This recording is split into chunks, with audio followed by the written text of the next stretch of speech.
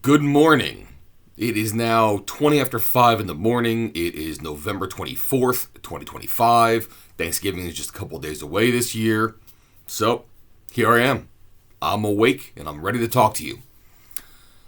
Welcome to my 79th edition of a Joe's Book Review, a playlist on this channel where I make comments on books that I'm currently reading and let you know my thoughts, maybe breakdown, overall impressions. I'm a voracious reader. My taste can sometimes be maybe askew of the norm. Just a touch. But I'd like to let you know some of the reasons even why I have chosen something.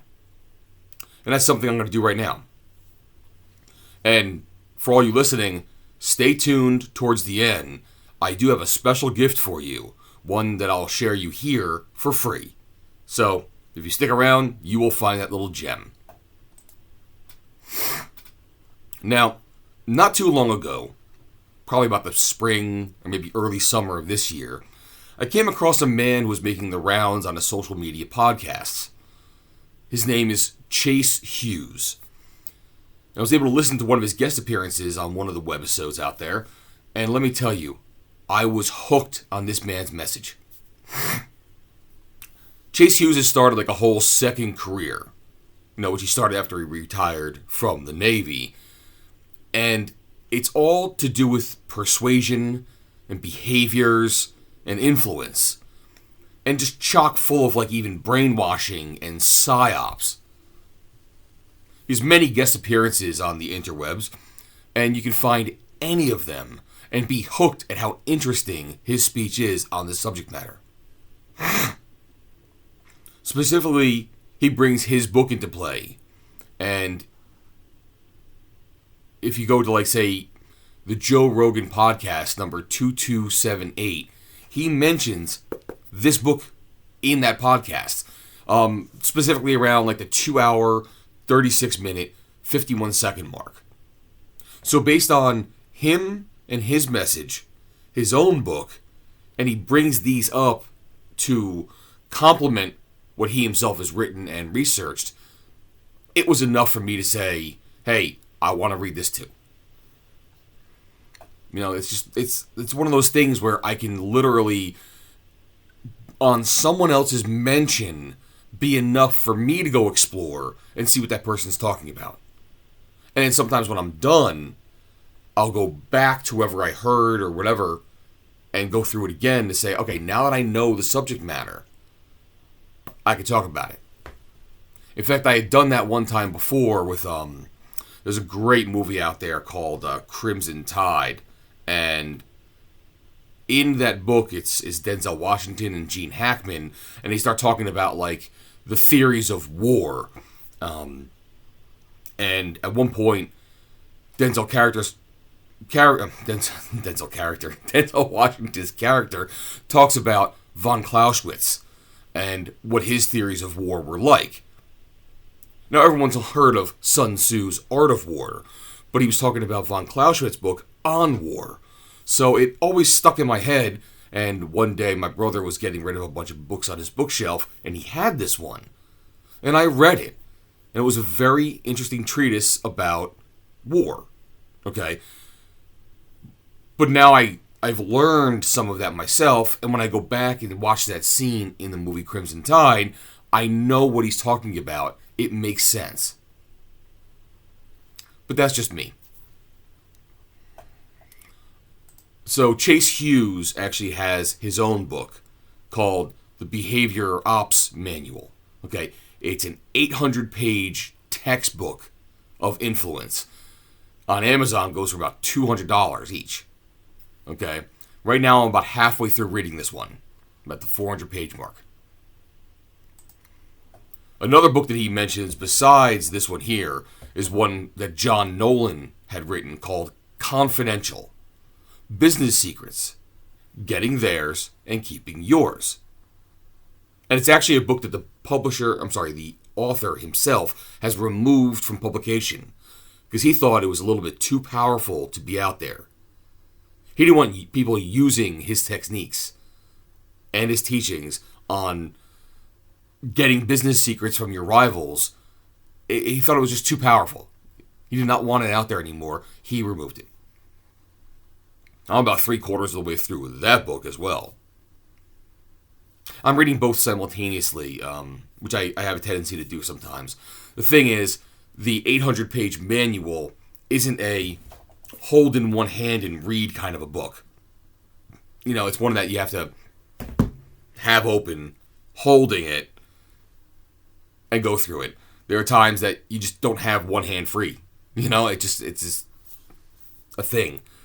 So I got a smaller book and the tome. And I could do them in separate reading, times. So, after that little introduction, what is this one here about? Well, the book itself was written in 1923.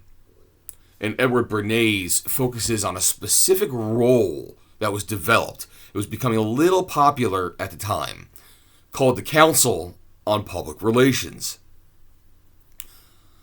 This is someone you may term as maybe like a press agent, a publicity man, a propagandaist. It's a person who directs and supervises the activities of his client whenever the client starts to impinge on public life, daily life. The public relations counselor, he interprets the client to the public at large because he interprets the public at large to his client. Now, do you want to set the stage for a second? Full disclosure, the book was written in 1923, right? And since I'm a man, I'm going to refer to the person in the role as he for the majority of this video. Today, it could easily be a woman in this role. But I'm just putting it out there now that you're not going to hear me say he, she, or him, her, or whatever the whole time through. Because I don't want you to think I'm having misogynist intentions by doing that. I probably am, but I don't want you to think that. So, some illustrations of what the Council on Public Relations might do. For instance, there was a hotel in New York. It was having problems staying in business because people started canceling their reservations and then new ones weren't coming on as much. And the reason was that a rumor was going around that the hotel was soon to be shuttered closed and a new department store was going to take over the location.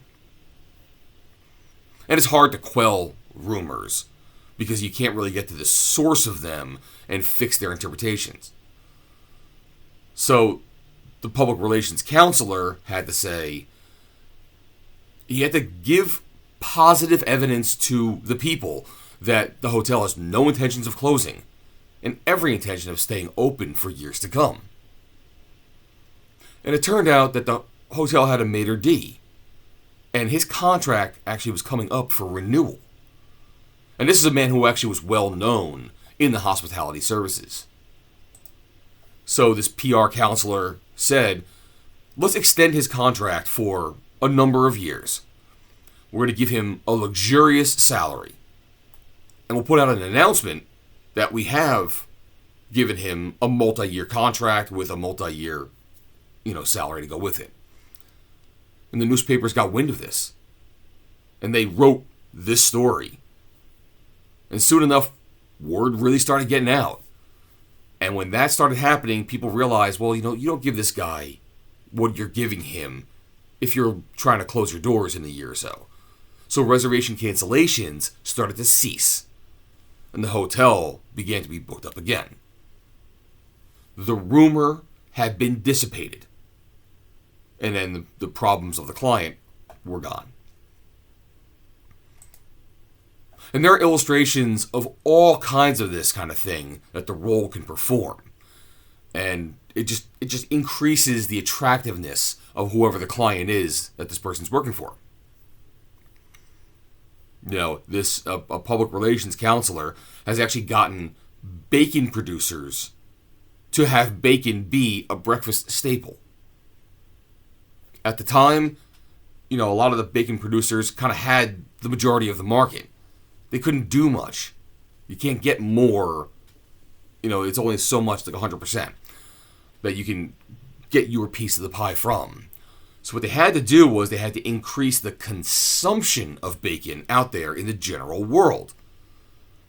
So, by hook or by crook, the public relations counselor found out that I'm going to find a way to get doctors to weigh in and say that bacon is part of a dietetically sound, hearty breakfast. And it worked. And today, bacon is a staple in the breakfast. They increased the demand, which increased, while it might not have increased individual market share, what the 20%, let's say, or 80% of the market that you do own, in sheer numbers, had increased dramatically. There's more examples. A magazine producer wanted to increase its subscriptions. So, what the counselor did was, they took one article that it was in their magazine, one of the more recent magazines, that had like a medical spin to it. And they said, let me get that one article into the hands of medical professionals. Let me get them to weigh in on it and its importance in the medical world and medical research. So they start the conversation there, a place that the magazine itself would not have reached on its own. And all of a sudden, this interest in what the article was talking about started to circulate. And the doctors and the researchers and whatever started to cite the article in this one magazine. So they increased the interest overall, which actually did increase subscriptions. Another example. A Long Island real estate company wanted to sell co-ops in a certain area of Long Island to a higher class of clientele. And the public relations counselor got in there and said, listen, they want to put this like posh community together. But you've got to like start making the community a place that people want to go to. You have to make it an attractive center that you get people hooked before they buy into the co-ops. So instead of just proclaiming it, you've got to, try this again. Instead of proclaiming it and hoping it grows after the interest comes in there, you've got to make it interesting and it will grow into that as well. So they opened up maybe their first post office in the area and they made it a grand opening. They invited national figures to join and cut the ribbon. You're enticing people and they're going to say, hey, what's going on over there? And then the interest gets sparked, and then maybe they want to be a part of it. So the job has a lot to do, regardless of what the topic is. One he talks about here that I loved was an amazing illustration of the country of Lithuania. Lithuania was of political importance at the time to the reorganization of Europe, and it wanted to be recognized. But people didn't know much about Lithuania, or that it wanted to break free from Russia and become independent. And by doing so, that would seriously interfere with France's plans to have a stronger Poland. So it had things it needed to take care of, and it had global repercussions. So America's opinion in Lithuania was going to be interesting and very, very special on the world stage. But how do you get America interested? Well, you know who was called in. And the PR counselor broke apart all the different aspects of the culture of Lithuania. Okay? It talked about the history of its language for like foreign and speech students. And it embodied the history of the Lithuanian language itself and then how it derived, say, from Sanskrit. To the sporting fans, it talked about the history of the sports that usually are played in Lithuania. To the jeweler, it would go and say, you know something, let me tell you about Lithuanian amber and what it can be done for the jewelry industry. and even to music lovers and lovers of art. They'd be able to host concerts in the area with Lithuanian music and Lithuanian dance. So by doing this shotgun approach to all the different aspects of the world, or of America, should I say, it really showed how Lithuania touches upon many, many different things. And it got Americans to be invested in this new culture they knew nothing about. And then, once you have some of this stuff in people's minds as current events, you start out with the petitions, with the mail. You have people be speakers and lecturers about something to do with the country on one of those other topics. You even have movies and motion pictures going out there that take place in Lithuania, or might be about it, or maybe the hero is from there. And if you get this knowledge out there to people, by the time the country, pardon me, by the time the country France comes around and tries to disparage Lithuania to the American people, they just shut it down. They had, by that time, become invested in the culture of Lithuania, so they wouldn't hear their lies. And there are dozens and dozens of examples in this book that are laid out, one after another. And the role just truly wasn't done before.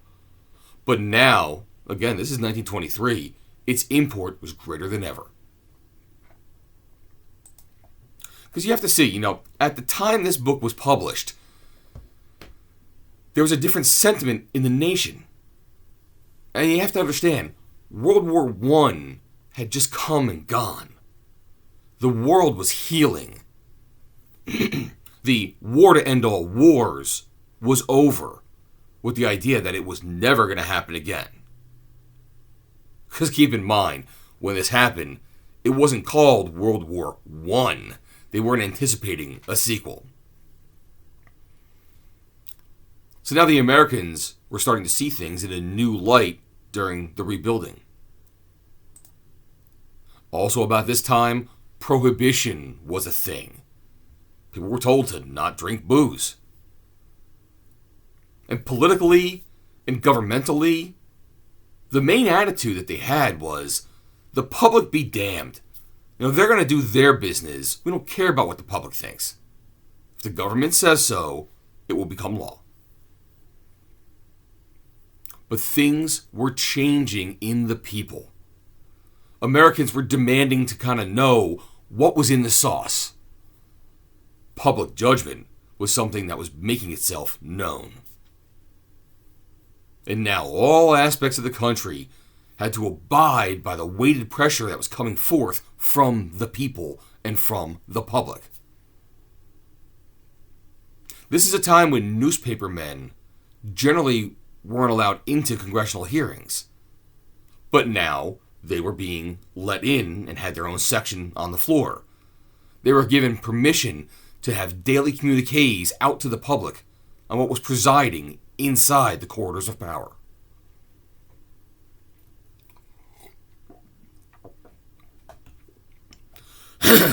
Pardon me. And this goes on into other areas of the country as well.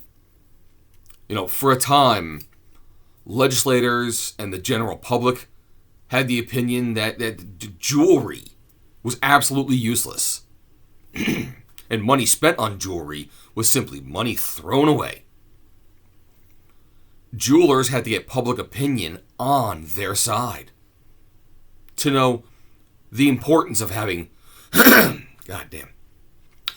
know the importance of having silver on every dining room table, of the investments in the future of diamonds and, say, even sapphires, and how industry and the business of nations would be in utter, sad chaos if not for the watches and timepieces to keeping running effectively and efficiently. It also gives another example.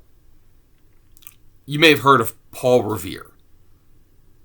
But, Paul Revere was one that, when the British were coming to invade America, he got on a horse, rode around through the town, trying to get all the farmers and the landed gentry to know, hey, attack is coming, let's go. But at the time, there were two other people who also made rides that spread out through the land to let people know invasion was here. And one of those two became, high up in Washington's army. Another one became a state governor. But for the life of most people out there in this nation, you will not know who these two people are. But you heard about Paul Revere. And why? Because Longfellow wrote The Midnight Ride of Paul Revere. So it almost brings around the question, who made history? Paul Revere or Longfellow? You could almost say Longfellow was a form of public relations counselor.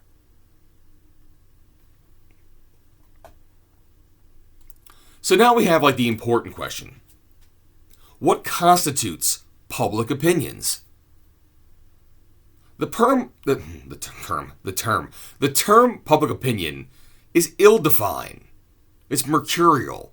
It's changeable for a group of individuals. Public opinion is the aggregate result of a group of individuals, at times uniform and at times conflicting, of men and women who make up society or a group of society. But to determine the group, you have to go back to the individual. Why does one man go to church and another man belong to another church, or a third none at all? Why do Boston women prefer brown eggs, but New York women prefer white eggs? Why do certain communities resist prohibition, but others will follow it because it is the law?